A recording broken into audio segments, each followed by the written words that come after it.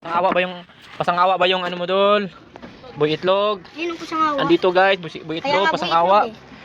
Patingin nga ako, pasang-awa ba? Talagang pinapakita talaga niya. Oh. Hala. 50/20, 50/20, 50/33, 50/18, 50/15, 50/17, 50/25, 50/37. Yabang Puro mga naman. pasang-awa. Oo, kaya dami namang chika. Ayun, pagka merong bilog, mali yun. Ah. Ba't ito Ayun yung mga nag-check. Juliana. Magkano nakuha mo? Yun, pag sasama-samahin niya ni ma'am. Ah, 37. Ah, 37 yung kuha mo dito. 1 to 50, ito 25. Ito 17. Mm. Ah, ito 15. Mm. Ito 18. Mm. 32. 33. 33, 20. Ah, okay na yan. Okay Hindi na. hindi kailangan ng malaki ang score kasi pag malaki ang score, masyado ka nang matalino. Patay ako kay mama nito, papapirmahan pa to, aray. Na aray ko po. Na panay bike ka kasi.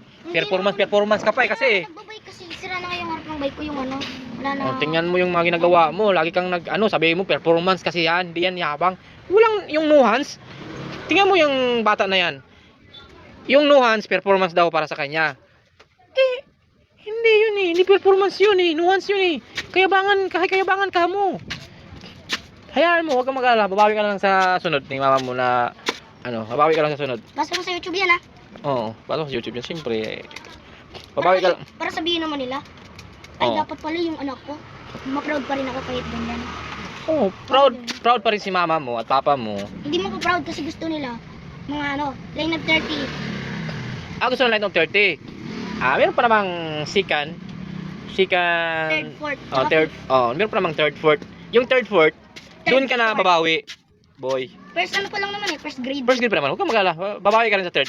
Okay? Second grading. Second grading. Babawi ka boy, babawi ka boy.